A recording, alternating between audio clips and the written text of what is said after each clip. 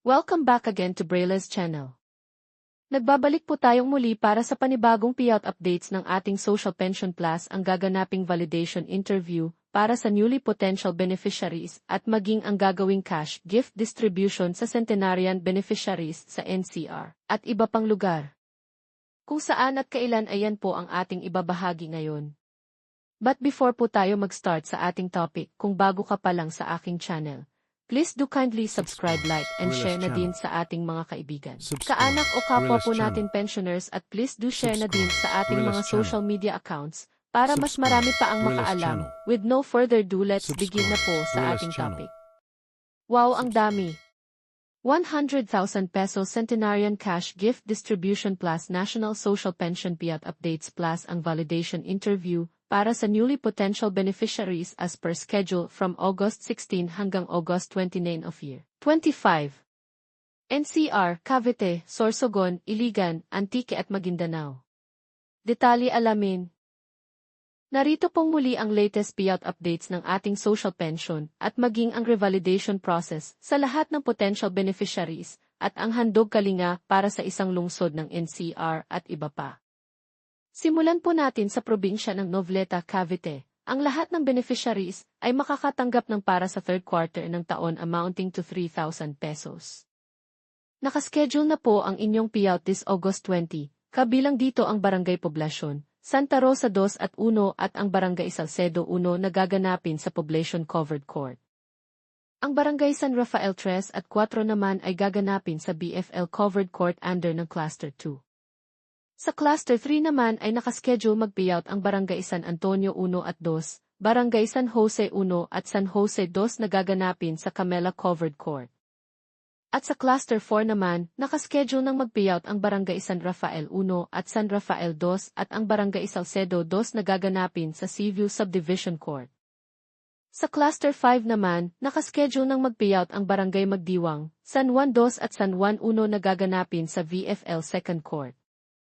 Ang next schedule ay sa probinsya ng Gubat, Sorsogon. Ang lahat ng beneficiaries ay makakatanggap ng para sa third quarter ng taon amounting to 3,000 pesos. Nakaschedule na po ang inyong payout this August 22 para sa Barangay Manapaw, Carriedo, San Ignacio at ang Barangay Beriran. Sa hapon naman ang Barangay Ogaw, Tagaytay, Tiris at ang Barangay Cogon ang nakaschedule mag-payout. Pagdating sa August 23, nakaschedule ng mag-payout ang Barangay Bagakay, Patag, Nato at Barangay Paco. At sa hapon naman ang Barangay Naagtan, Bulacau, Kabigaan at ang Barangay Tabi ang mag-payout. On August 26, nakaschedule ng mag-payout ang Barangay Nazareno, Tugawe, Tikyu at Barangay Bentuco. Pagdating sa hapon, ang Barangay Rizal, Benguet, Villarreal, Buena Vista at ang Barangay Ariman ang nakaschedule mag-payout. At sa panghuling araw August 27, nakaschedule ng mag-payout ang Barangay Kasili, Kabiguhan, Dita at ang Barangay Lapinig. At sa hapon ang Barangay Hupi at Barangay Payawin ang nakaschedule mag-payout. Ang next schedule ay sa probinsya ng Irosin, Sorsogon. Ang lahat ng beneficiaries ay makakatanggap ng para sa third quarter ng taon amounting to 3,000 pesos.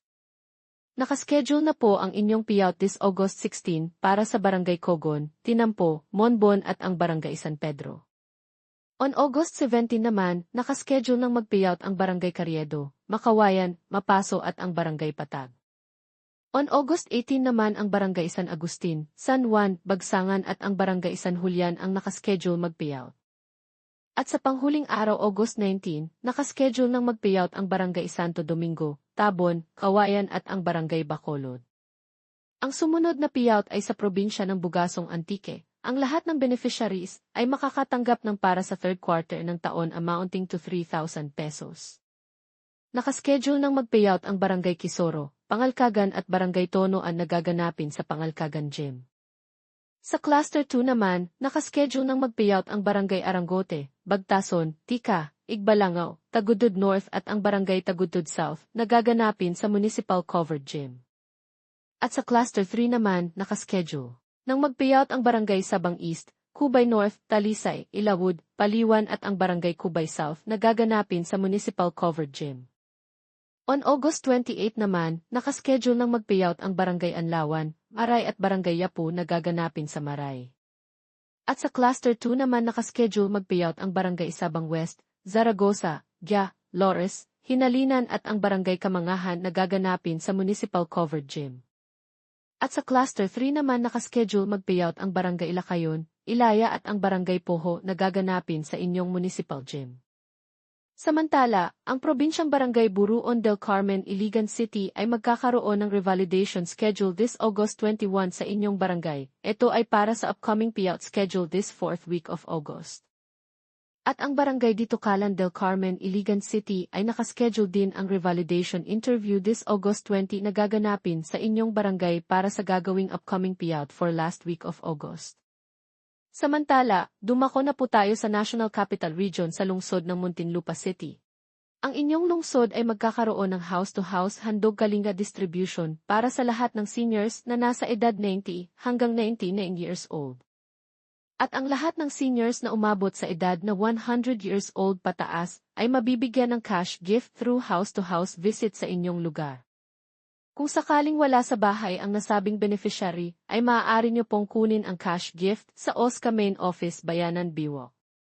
Para naman sa handog kalinga distribution, nakaschedule na po ito this August 14 para sa Barangay Tunasan, Southville 3. Sa August 15 ang Barangay Poblacion ang nakaschedule.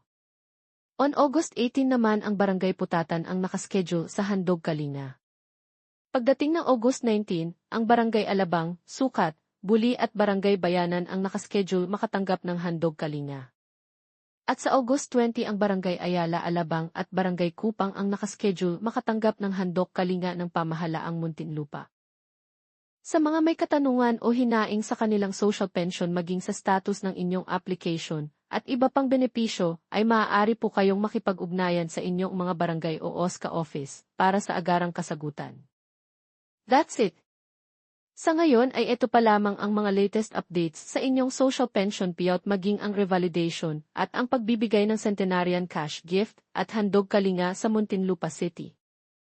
Sa mga wala pa ring payout ay manatili lamang po kayong nakatutok sa aking channel para sa mga upcoming payout updates at iba pang informative videos na para po sa inyo. Marami pong salamat and God bless everyone.